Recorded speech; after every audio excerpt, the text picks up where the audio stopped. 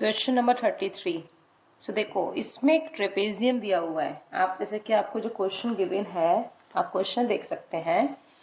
Prove that if a line is drawn parallel to one side of a triangle intersect कर रही है other two sides को, जैसे कि ये बनकर जा रही है, ठीक है, टू साइड्स को इंटरसेक्ट कर रही है in distinct point, then the other two sides are divided in the same ratio, और उनको सेम रेशियो में डिवाइड भी कर रही है।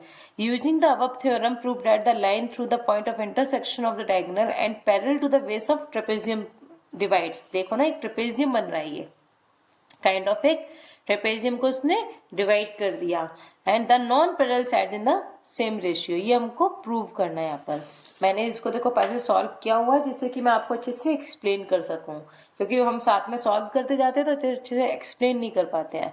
तो देखो ए बी सी डी ये हमारा एक ट्रेपेजियम है। ए बी सी डी हमारा एक ट्रेपेजियम है जहाँ पर डी सी पैरेलल है बी सी के, सॉरी ए बी के, एंड ई एफ पैरेलल है किसके, ए बी के। मैंने यहाँ पे लिख दिया, ये इस लाइन को लिख दिया। क्या हमको प्रूव करना है यहाँ पे, that D upon E A is equal to C F upon F V, जो कि हमारी नॉन पैरेलल साइड्स हैं। ठीक है, हमने पहले यहाँ पे देख सकते हैं कि दो ट्राइंगल बन रहे हैं, एक ट्राइंगल ये रहा, एक ट्राइंगल ये रहा। So in triangle A B C we have, क्या है हमारे पास कि जी एफ पैरेलल है किसके, ए बी के। हो गया भाई। तो क्या करेंगे, इसको बीपीटी थ्योरम का यूज करते हुए बताएंगे that C G upon G A is equal to C F upon F V. यही तो होती है हमारी बीपीटी। यहाँ पे लिख दिया C G upon G A is equal to C F upon F B and in triangle A D C. अब ये वाला ट्राइंगल ले लेते हैं। इस ट्राइंगल में आप क्या लिखेंगे, C G upon G A is equal to D E upon E A by BPT. ये बीपीटी के अकॉर्डिंग लगाएंगे, लिख दिया यहाँ पर। So now from first and second, जब हम इन दोनों को एक दूसरे के इक्वल रखेंगे, देख सकते हैं कि ये इससे कैंसिल हो जाएगा या फिर ये इसके इक्वल हो जाएगा। तो D E upon E A is equal to क्या हो जाएगा, C F upon F V. यही हमको इसमें प्रूव करना था। तो एक एक लाइन आपको समझ में आ गई होगी, इसलिए मैंने पहले से इसको सॉल्व कर रखा था। अब हम सॉल्व करते हैं इसके बाद का जो क्वेश्चन है 34। Due to heavy floods in a state 1000 were rendered homeless.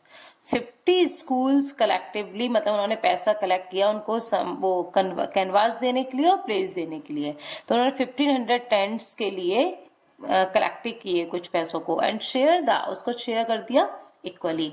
The lower part of each tent, देखो जो लोअर पार्ट है टेंट का वो सिलेंड्रिकल है, जिसका वेस दिया हुआ है हमको क्या, रेडियस 2.8 मीटर एंड हाइट दी हुई है 3.5। एंड जो अपर पार्ट है उसी का टेंट का, मतलब मान लो कि ये हमारा सिलेंडर हो गया और इसी के ऊपर हमारा ये इस टाइप से है। तो ये कोन दिया हुआ है, लिखा है ना कॉनिकल।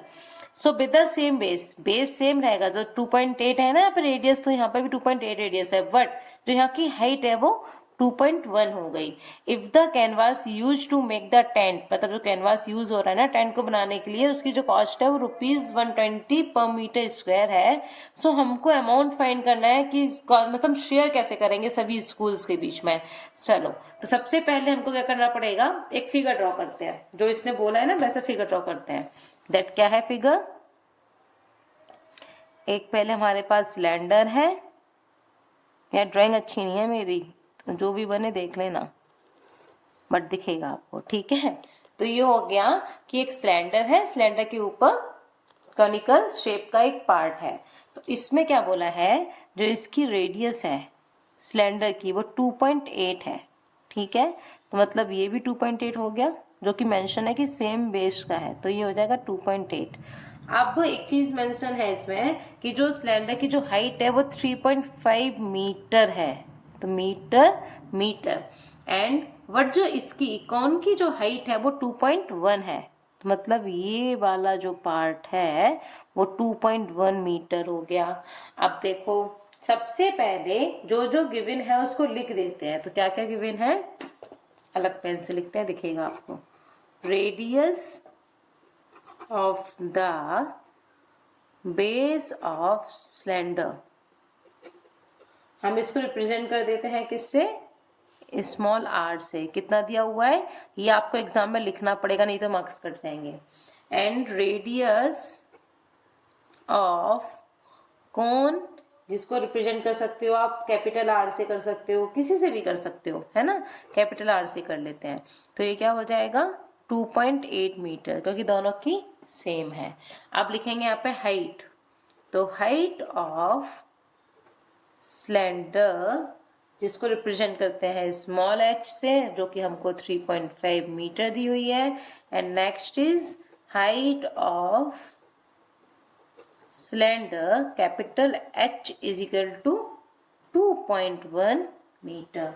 अब हमको इसका अगर पार्ट फाइंड करना है, मतलब टीएसए फाइंड करना होगा या सीएसए फाइंड करना होगा, कुछ भी फाइंड करना होगा कोन का, तो हमको L चाहिए होता है, जिसको हम स्लैंट हाइट बोलते हैं। तो स्लैंट हाइट पहले फाइंड कर लेते हैं। स्लैंट हाइट का फॉर्मूला क्या होता है बेटा, पता है आपको, R square plus H square, but इसको हमने कैपिटल लिया तो हम कैपिटल ले लेते हैं। हम क्या फाइंड कर रहे हैं, स्लैंट हाइट फाइंड कर रहे हैं। लगाते हैं इसमें वैल्यू, इसकी वैल्यू कितनी है 2.8 का स्क्वायर प्लस इसकी आएगी 2.1 का स्क्वायर। सॉल्व करेंगे इसको, 28 का स्क्वायर होता है 784, मतलब 7.84 हो जाएगा। 21 का होता है 441, तो 4.41 हो जाएगा। इन दोनों को जब आप ऐड करोगे तो ऐड करके आएगा 12.25, और 12.25 किसका होता है, 35 का स्क्वायर रूट होता है 25, तो इसको हम यहाँ पे लिख सकते हैं 3.5 मीटर। तो एल हमारी कितनी आ गई, 3.5 मीटर आ गई। चलिए जी, अब क्या बताना है हमको, एरिया बताना है कैनवास के लिए। तो area of canvas to make the tent, ऐसे लिख दो। जो भी लिखा होता है ना उसमें क्वेश्चन में, उसी में से स्टेटमेंट बनाना होता है। तो हमें क्या करना होगा, हम अगर CSA निकाल लें सिलेंडर का और CSA निकाल लें कोन का, और दोनों को ऐड कर दें, तो हमको एरिया पता चल जाएगा। CSA मतलब कर्व सरफेस एरिया। तो CSA of cylinder plus CSA of cone, तो क्या होता है CSA ऑफ सिलेंडर, पता है 2πRH, और CSA ऑफ कोन क्या होता है πRL। तो सबकी वैल्यू तुम्हारे पास है, बट मैं गलती कर रही हूँ, यहाँ पे कैपिटल R आएगा क्योंकि कोन को सिर्फ प्रेजेंट किया है, इसलिए सेम ले लेना चाहिए, क्योंकि गलती नहीं होती है, बट गलत भी होता है यार, अलग अलग लेके करोगे तो अच्छा होगा। चलो वैल्यू लगाते हैं। देखो पाई दोनों में कॉमन मिल रहा है, बट ना लेके सॉल्व कर देते हैं। तो 2 × 22/7, R इज वॉट 2.8, H कितना है 3.5, ये बात होगी सिलेंडर की। अब करते हैं कोन की, 22/7 2.8, हमने L क्या फाइंड किया है 3.5, लगा दो। अब बेटा जो इसमें सबसे मेन चीज होती है वो है कि डेसिमल को कैसे शिफ्ट किया जाए, क्योंकि जो मिस्टेक्स मोस्टली करते हैं ना बच्चे, वो इसी में करते हैं। तो क्या करते हैं, देखो यहाँ से उठाते हैं डेसिमल, एक नीचे 10 बढ़ा दिया, यहाँ से उठाएंगे नीचे 10 कर दिया, सेम चीज यहाँ कर लेते हैं। अब देखो कट करते हैं, ये जाएगा 4 टाइम्स, 2 से जाएगा 5 टाइम्स, या फिर हम डेसिमल में ना इसको कट नहीं करते हैं, 100 को 100 देखो ईजी हो जाएगा सॉल्व करना, 2 से 2 रहने दो, ये क्या हो जाएगा मल्टीप्लाई कर देते हैं अब इसको ऊपर। तो 2 × 4 × 35 × 22, यही तो होगा, हाँ, अपॉन में आएगा 100, और यहाँ कर देंगे 22 × 28 × 35/100। देखो अब 2 4 जा 8, 8 × 22 × 35, इसका मल्टीप्लिकेशन करके आएगा 6160/100, एंड इसका मल्टीप्लाई करके आएगा 3080/100। देखो मैंने नीचे 100 क्यों छोड़ा हुआ है, क्योंकि यहाँ पर जब हम एलसीएम लेंगे तो इसको सॉल्व करना बहुत इजी है। अगर हम यहाँ पे करेंगे ना मल्टीप्लिकेशन, तो मोस्टली ना क्या होता है मिस्टेक हो जाती है, बट अभी जब तुम करोगे तो कोई मिस्टेक नहीं होगी, क्योंकि हमने परफेक्टली क्या करना है, नीचे 2 0 हैं, डेसिमल कहाँ शिफ्ट हो जाएगा 2 डिजिट से पहले, तो मतलब 92.40, ये इसका क्या आ जाएगा आंसर। किस में चल रही थी बात है, मीटर में, तो मीटर स्क्वायर लगाना पड़ेगा, यूनिट लगाना बहुत जरूरी होता है एरिया में। इसीलिए मैं जो यहाँ पे कट कर रही थी ना 2 से 5 टाइम्स कट कर रही थी, फिर मैंने नहीं कट किया, क्योंकि अगर मैं कट कर देती तो मेरा नीचे दोनों में सिमिलरिटी नहीं रहती, 100 नहीं रह पाता फिर, और फिर यहाँ पे 0 शिफ्ट करना बहुत मुश्किल हो जाता है। इसीलिए इसको आप ऐसे सॉल्व करो। चलो अब इसमें क्या कहा है क्वेश्चन में कि हमको जो कॉस्ट है वो फाइंड करनी है 1500 टेंट्स की, ये लिखा हुआ है ना क्वेश्चन में, देखो 1500 टेंट्स की हमको कॉस्ट फाइंड करनी है, जिसका जो वो है कितना है पर मीटर स्क्वायर, ₹140। हमको क्या करना पड़ेगा, 1500 इंटू 120 इंटू 92.40, तब जाके हमारा आंसर आएगा कि इसकी कितनी कॉस्ट इसमें लगेगी। चलिए जी सॉल्व करते हैं।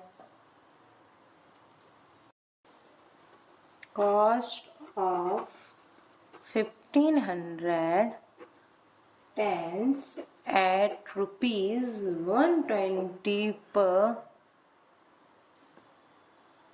मीटर स्क्वायर, तो क्या हो जाएगा ये 1500 इंटू 120 इंटू 92.4। बेटा मैंने इसको रफ में पहले से सॉल्व किया हुआ मल्टीप्लिकेशन को, क्योंकि आपके सामने करके टाइम वेस्ट होगा, तो ये इसका मल्टीप्लिकेशन आएगा। देखो अब तो ये 1500 टेंट्स की हमने कॉस्ट को निकाल दिया, बट स्टार्टिंग में ही क्वेश्चन में लिखा हुआ है कि 50 स्कूल्स ने कलेक्ट किया, तो मतलब एक स्कूल को कितना देना पड़ेगा, हमको ईच स्कूल का निकालना है, तो मतलब हमको 50 से डिवाइड करना पड़ेगा। तो share of each school is equal to, divide कर देंगे हम 50 से, 0 से 0 कैंसिल, 5 से इसको कट करेंगे, तो हमको आएगा ₹33,2640। ठीक है, तो इसका आंसर हो गया। चलिए जी, जो आपका 35 क्वेश्चन है उसको सॉल्व करते हैं। The median of the following data is 525, find the value of x and y if the total frequency is 100। मतलब जो n हमारे पास गिवन है वो पहले से ही 100 गिवन है, मीडियन इज व्हाट 525। ठीक है, सो अब इस क्वेश्चन को सॉल्व करते हैं। सबसे पहले सी आई हमारे पास गिवन है, सी आई गिवन है, फ्रीक्वेंसी गिवन है, ये आपके क्वेश्चन में पहले से गिवन है। हमने इन दोनों की हेल्प से फाइंड करना होता है सी एफ को, ठीक है, जिसको बोलते हैं क्यूमुलेटिव फ्रीक्वेंसी।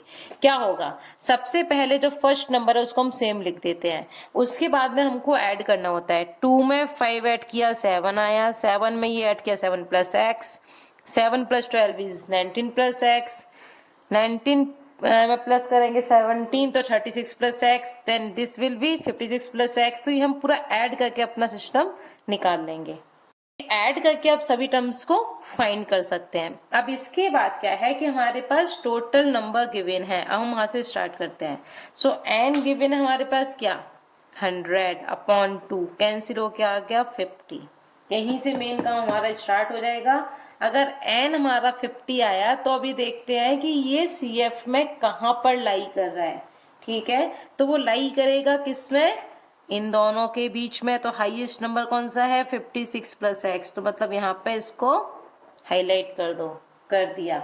अब सारी बात हम यहीं से करेंगे, जैसे कि इसके नाम सामने वाला जो ये होता है इसको हम बोलते हैं मीडियन क्लास। तो मीडियन क्लास हमारी क्या आ गई, median class is equal to 500 से 600 आ गया। उसके सामने वाले नंबर को हम लेते हैं एफ, एफ कितना हो गया 20। लोअर क्लास क्या हो जाएगी इसकी, lower class is equal to 500, तो उसको हम 500 ले लेंगे। अब देखो सी एफ क्या होगा, सी एफ क्या होता है, हमेशा इसके जो ऊपर का नंबर होता है उसको हम सी एफ बोलते हैं। तो सी एफ क्या हो गया, C F is equal to 36 plus X. सब फाइंड हो गया भाई। अब क्या रह गया इसमें, कुछ भी नहीं रह गया। अब आगे बढ़ते हैं। अब मीडियन का फॉर्मूला क्या होता है, median is equal to L plus N upon 2 minus C F upon F into H. H तो आपको पता ही है इंटरवल होता है, ठीक है, क्लास इंटरवल कितना है 100 का है। तो अब सभी की वैल्यू को इसमें पुट करते हैं। जैसे कि आप जानते हैं मीडियन की वैल्यू क्या है हमारे पास, पहले से गिवन है, कितना गिवन है 525, एल कितना आ गया 500 आ गया। n/2 कितना हो जाएगा 50 है। CF क्या हो गया, देखो बाहर माइनस है तो अंदर ब्रैकेट में लिखना पड़ेगा। एंड अपॉन f, f कितना है 20 है। h कितना हो गया, h इज व्हाट 100। चलो सबको सॉल्व करते हैं। 525 minus 500 and 50 minus 36 minus x/20 into 100 minus होके आएगा 25। यहाँ क्या हो जाएगा 50 माइनस x 36 अपॉन, देखो इसको हम कट भी कर सकते हैं, यहीं पे कट कर दें 5 आ जाएगा, तो अपॉन का काम ही खत्म हो गया, 5 आ गया। अब क्या करेंगे, डिवाइड दे सकते हैं बेटा, है ना, चाहो तो डिवाइड दो, चाहो तो इसको सॉल्व कर लेते हैं। तो ये क्या हो जाना है तुम्हारा 25, इसका इससे करेंगे मल्टीप्लीकेशन 250 एंड 180 एंड 56। अब इन दोनों को सॉल्व कर लेते हैं। तो 250 माइनस 180 70 माइनस 5x, इसको यहाँ लेके आ जाते हैं, तो माइनस करोगे तो माइनस का 45 हो जाएगा, माइनस का 5x, तो x की वैल्यू क्या आ जाएगी, x की वैल्यू आएगी 9। जब हमने x फाइंड कर लिया 9 है, तो हम एक इक्वेशन ले सकते हैं। इक्वेशन क्या लेंगे कि ये वाला जो लाइन होता है, मतलब सबसे एंड का जो CF होता है वो किसके इक्वल होता है, हमेशा फ्रीक्वेंसी के इक्वल होता है। तो यहाँ पे लिख सकते हैं कि 76 plus x plus Y is equal to किसके इक्वल होगा, फ्रीक्वेंसी। सबसे एंड का नंबर हमेशा फ्रीक्वेंसी के इक्वल होता है CF का, तो रख दिया। अब इसको सॉल्व करेंगे तो 76 plus 9 plus Y is equal to 100, इन दोनों को ऐड कर लेते हैं और उसमें सॉल्व करके यहाँ पे आंसर निकाल देते हैं। तो y is equal to 100 minus 76 minus 9, तो सॉल्व हो क्या आ जाएगा, तुम्हारा आएगा 15, तो ये आ गया 15। ठीक है, क्योंकि 85 हो जाएगा, 85 माइनस आएगा तो 15 आएगा। हाँ ठीक है, तो हमारी x की वैल्यू क्या आ गई, x की वैल्यू आ गई 9, y आ गया 15, यही हमको फाइंड करना था। ठीक है, तो ऐसे करके हमारा सेक्शन डी भी कंप्लीट हो गया। अब हम करेंगे केस स्टडी सेक्शन ई और उसका पार्ट बनाना स्टार्ट करते हैं। तो पार्ट 4 मेरा इसका तुम्हारा जो SQP है उसका कंप्लीट हो गया। चलिए ओके।